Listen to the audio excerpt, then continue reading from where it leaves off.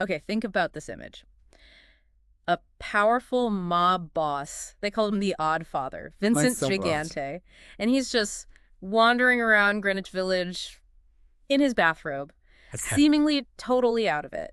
Yeah, it's quite the picture, isn't it? It really is. But the craziest part, that whole act, that bizarre public thing, it was like a calculated strategy, a weapon, really, for the head of one of the most, well, durable crime organizations in U.S. history. It's fascinating, the level of deception there. And it really tells you a lot about the Genovese crime family. It wasn't just about muscle. It was clever, calculated misdirection. Exactly. And that's what we're getting into today, a real deep dive into the Genovese family. Not just, the same old mob tales. We want to understand one of the 5 families that really shaped organized crime in New York and New Jersey, and still do, frankly. Their story, it's almost like a mirror reflecting the whole evolution of the American mafia. Yeah, you can see it all there. You really can. That constant push for power, how they adapt when things change, the endless back and forth with law enforcement. It defines organized crime. And the Genovese family's journey really captures it. Absolutely. So to kind of unpack all this, we've gone through this really detailed document. It lays out the family's history, how they're structured their activities over, well, decades. Yeah. Consider this our way of giving you the lowdown on this incredibly influential group. We're cutting through the weeds to get to the key insights, so you're basically well-informed without having to read a mountain of files. Okay, so where does this whole story kick off? Well, you got to go back to the late 19th century. A guy named Giuseppe Morello arrives from Corleone, Sicily, back in 1892. Corleone. Okay, yeah, familiar name. Right. A year later, his family, his half-brothers, they all join him in East Harlem. And that's where they set up shop, basically. Formed what people call the 107th Street Mob. That's the very beginning, the seed of the whole thing. East Harlem. Got it. And they started making connections pretty fast, right? I remember reading something about an early alliance, someone nicknamed the Wolf. Spot on. Ignazio the Wolf Lupo. In 1903, Morello makes a really smart move, links up with Lupo through marriage. Lupo married Morello's half-sister. Ah, okay. Family ties. Exactly. It basically merged their crews. And that same year, they got ambitious. Launched this big counterfeiting ring with a major Sicilian mafioso, Vito Cacciaferro. This guy, his influence spread way beyond this later on, hinting at those future international crime networks. Wow. So what were they counterfeiting? $5 bills, they were putting them back in Sicily and smuggling them into the States. International counterfeiting right from the start. That's pretty bold for a group just getting started. And I guess that kind of heat draws attention. Wasn't there a detective, Petrosino? Yeah, Joseph Petrosino. He was really one of the first to try and figure these guys out. Law enforcement was struggling to understand these new Italian gangs. He started digging into the counterfeiting, but also these awful barrel murders. Yeah. And the Black Hand extortion letters. Classic early mafia stuff, and it all pointed back to Morello's group. And Petrosino actually got results, didn't he? Because Morello and Lupo, they got busted. They did. Arrested in 1909 for the counterfeiting, and in 1910, they got hit with serious time. Morello got 25 years, Lupo got 30. Whoa, that must have left a gap. It did, yeah. Created a bit of a vacuum in East Harlem. Morello's cousins, the Lamonte brothers, stepped in for a bit. But things never stay quiet for long in that world, do they? Around 1915, this Mafia Camorra War breaks out. What was that all about? Basically, territory. Specifically, who controlled the rackets belonging to this guy, Giuseppe Gallucci. Bellucci. Yeah, he was actually a Camorrista, but he had serious political clout in East Harlem, and the Morellos had allied with him. When he got assassinated in 1915, it just kicked off this huge fight between the Morellos and a couple of Camorra gangs from Brooklyn. And it got bloody, I imagine. I read about an attack on Nicholas Morello. That was a big hit, yeah. Yeah. September 1916, Nicholas Morello and his bodyguard got ambushed, killed, but the war itself dragged on until maybe 1918. What stopped it? Law enforcement managed to round up a lot of the key Camorra guys, really weaken them in New York. And interestingly, a lot of the Camorra members who were left they ended up joining the Morello family. Absorbed the competition. So from counterfeiting and alliances to gang wars, quite a foundation. Okay, let's jump ahead. Prohibition. 1920, that must have been like striking gold. Oh, absolutely. Suddenly, alcohol is illegal, creating this massive black market.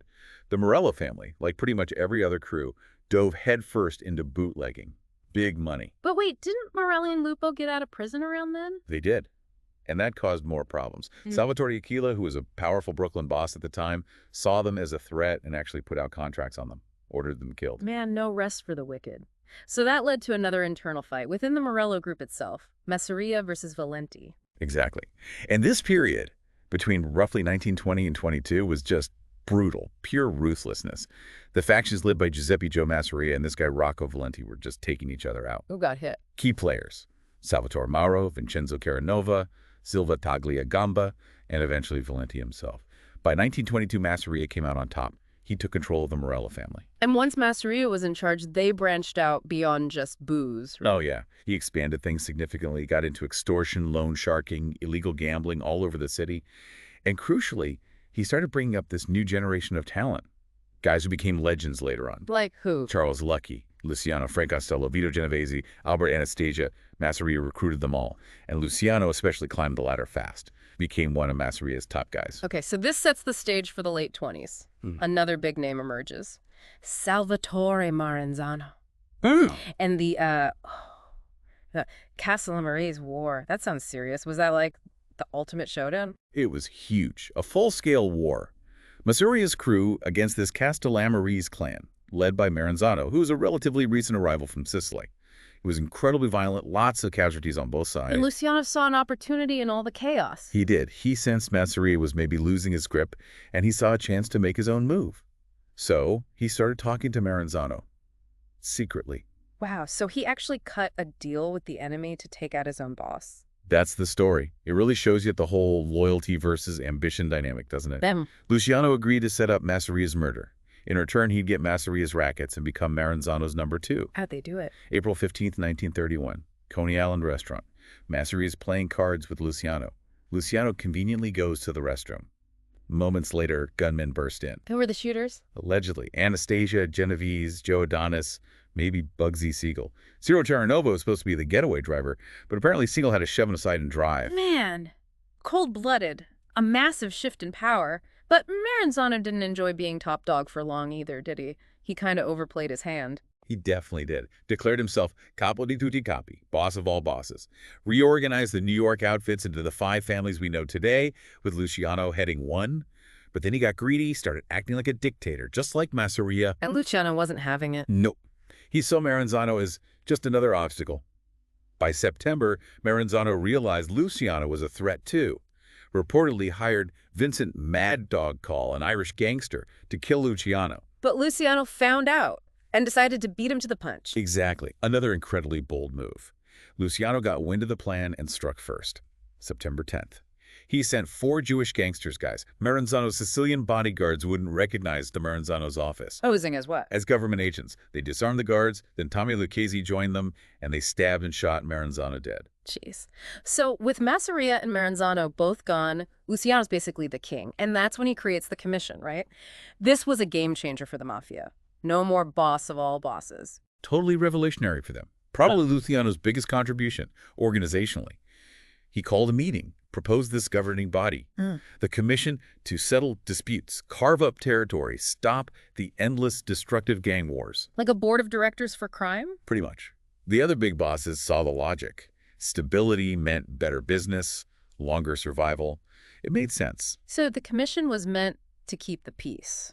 Did it work right away? Wasn't there that incident with Dutch Schultz? Yeah, that was its first real test, around 1935. Hmm. Schultz wanted to kill Special Prosecutor Thomas Dewey. Dewey again, always popping up. Right.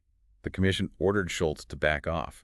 They were terrified it would bring down massive heat on everyone. And Schultz? Schultz basically told them to stub it, stormed out, said he was going to do it anyway. He was too volatile, too much of a liability. So what did the commission do? They saw him as a danger to the whole system. They authorized Lepke Buchhalter to eliminate the problem, which he did later that year.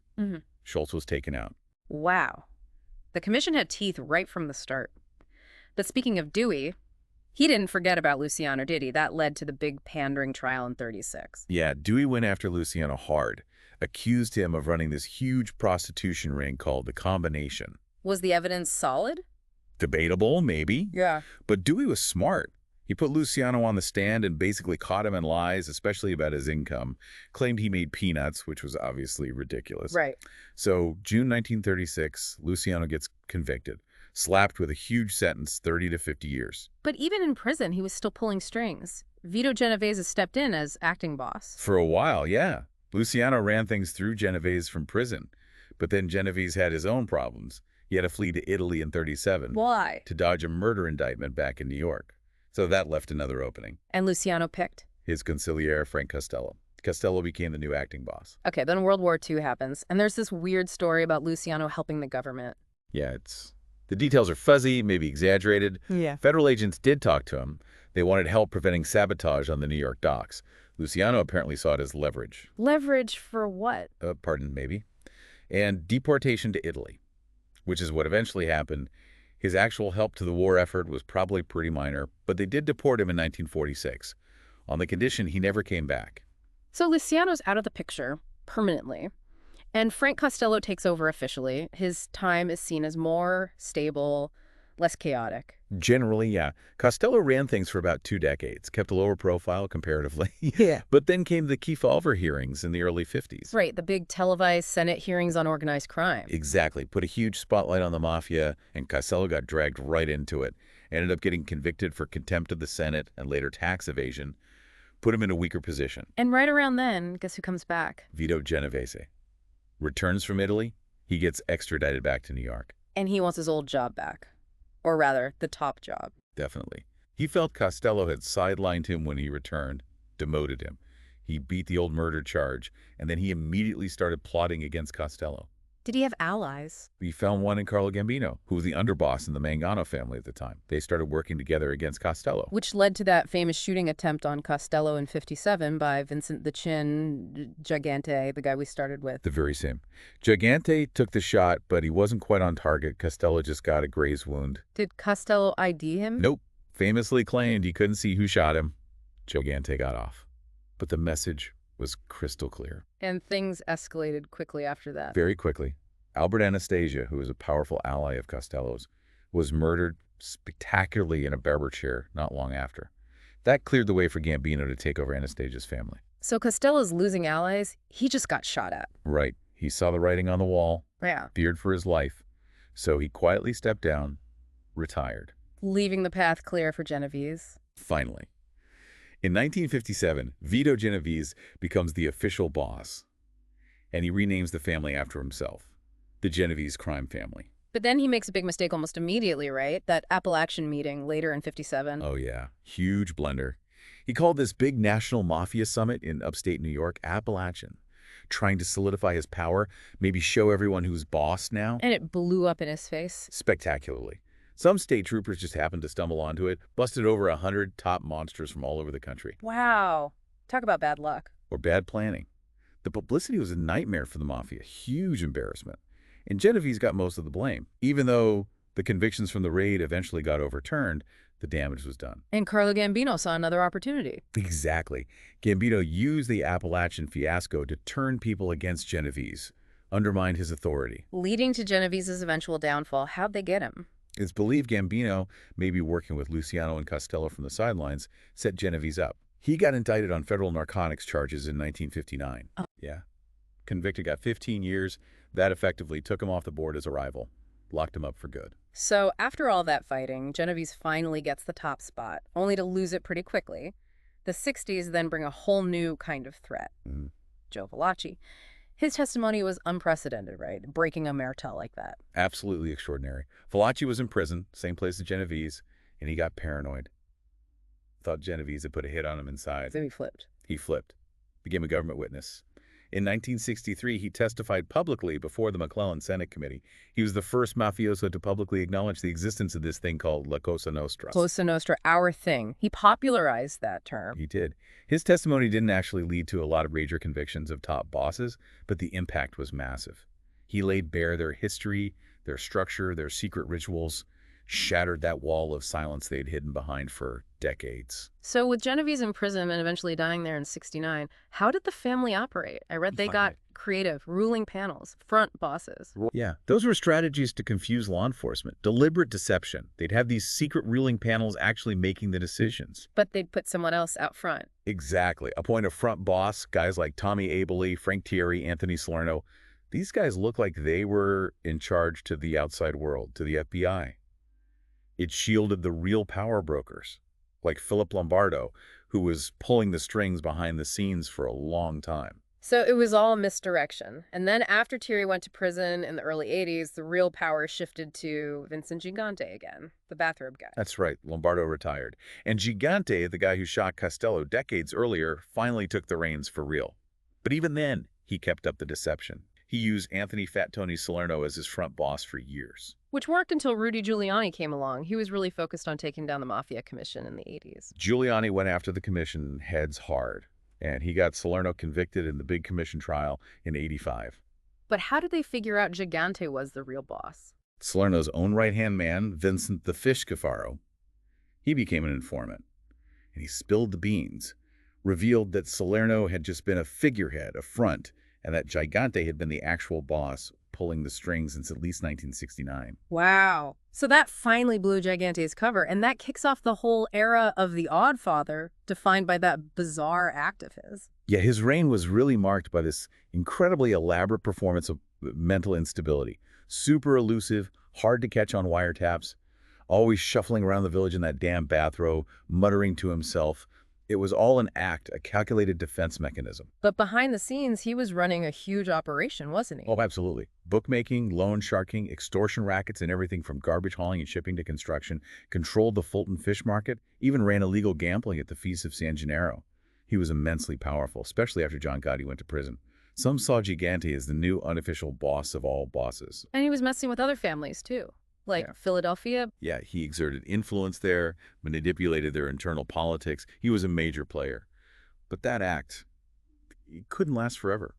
Giuliani and others kept the pressure on. And they finally indicted him in 1990. What were the charges? Conspiracy to rig bids, extorting contractors, specifically related to the New York City Housing Authority. And that started this long legal battle over whether he was even competent to stand trial. Years of hearings, psychiatrists. It was a circus. Who finally broke through the act. Key testimony came from guys like Sammy the Bull Gravano and Alphonse Little Al Darko, both high-level mobsters turned government witnesses. They testified that behind closed doors, in Mafia meetings, Gigante was sharp, totally lucid, completely in charge. They exposed the whole bathrobe routine as a sham. So the judge ruled him competent. Eventually, yes. Despite his lawyers presenting evidence of mental issues, the judge bought the prosecution's argument that it was faked. And in 1997, Gigante finally gets convicted, after all those years. Convicted of conspiracy to commit murder and racketeering. Acquitted on some actual murder counts, but the racketeering stuck. Got 12 years. Did he still run things from prison? Apparently so. Through his son, Andrew, and various acting bosses like Matthew Aniello. But the legal fallout from the Insanity Act wasn't over. What happened? In 2002, they indicted him again, this time for obstruction of justice, specifically for faking insanity all those years. In 2003, he finally admitted it, pleaded guilty, acknowledged the whole thing was an act to obstruct justice. Wow, he finally gave it up. And then he died in prison. Yeah, in 2005. The end of a really unique era in Mafia history. The Oddfather was gone. So who took over after Gigante? What's happened since 2005? Well, the leadership reportedly passed to Danny the Lion Leo for a time. But the current thinking, based on law enforcement intelligence, is that Loborio Barney Bellomo is probably the boss now. He got out on parole in 2008, and by 2016, the FBI seemed to consider him the guy in charge. And the family itself, still active. Even now, in the 21st century, they haven't just faded away. Not at all. They're still adapting. During the housing bubble, they were involved in mortgage fraud. They use the internet now for illegal gambling, offshore sites, stuff like that. They find new angles. So they're still getting busted sometimes. Oh, yeah. There have been quite a few significant indictments and arrests in recent years, 2016, 2017, 2018, even up to 2023, for all the usual stuff. Yeah. Racketeering, extortion, gambling, loan sharking, fraud. Just recently, there were busts involving jewelry heists linked to associates. They're definitely still operating. Didn't the FBI call them something like the Ivy League of the underworld back in 2001? They did. And it was because of their discipline, their strong adherence to omertà. Compared to other families, very few Genovese members have become government witnesses over the years. They value secrecy incredibly highly. Which must make them hard to investigate. Extremely hard. The FBI even knows that a lot of their own associates don't know who the top leaders are, or even who other associates are outside their own little circle. That compartmentalization makes it tough to build cases against the leadership. So who's believed to be in charge now, besides Bellomo? The current structure is thought to be Belomo as boss, Ernest Muscarella as underboss, Daniel Pagano maybe as a street boss, handling day-to-day stuff, and Pasquale Perello as consigliere. Plus, various capos running crews. And they're still powerful. Where do they operate mainly? Still very influential, yeah. Yeah. Primarily New York and New Jersey, Atlantic City, but they have reached down into Florida too. Mhm. Many still consider them the most powerful, most stable mafia family in the U.S., largely because of that secrecy. They've managed to keep a lower profile than, say, the Gambinos under Gotti. Right. And they pop up in pop culture too, right? Like Godfather of Harlem. Yeah, Bubby Johnson interacted with the family. The movie Mobsters touched on Luciano's era, and there's a new movie coming out, Alto Nights, about Costello and Genovese. Historically, they've had alliances with families like the Bonanos, the Buffaloes, Philadelphia, and plenty of rivals too, obviously. Okay, so wrapping this up, what a story. From the Morellos in East Harlem over a century ago, through Prohibition, the Bloody Wars, Luciano forming the commission, Costello's reign, Genovese's power grab, and then the whole bizarre Gigante era. That's quite a saga. It really is. And the key things that stand out are their adaptability, constantly shifting their rackets, and that intense focus on secrecy that seems to be the secret sauce to their longevity. Absolutely. And hopefully this deep dive gives you, the listener, a much fuller picture than just the usual headlines. You get a sense of the history, the patterns, Yeah. how this organization managed to survive and keep its influence for so incredibly long. Yeah, it definitely goes beyond the surface level. And it really leaves you thinking, given how they've adapted to everything thrown at them for over 100 years and how deep that secrecy runs, what's next for the Genovese family in the 21st century? What other challenges will they face and how will they evolve? And maybe even broader than that. What Yeah. does their sheer endurance tell us about organized crime itself? How does it persist in modern society? Right. Definitely some food for thought there.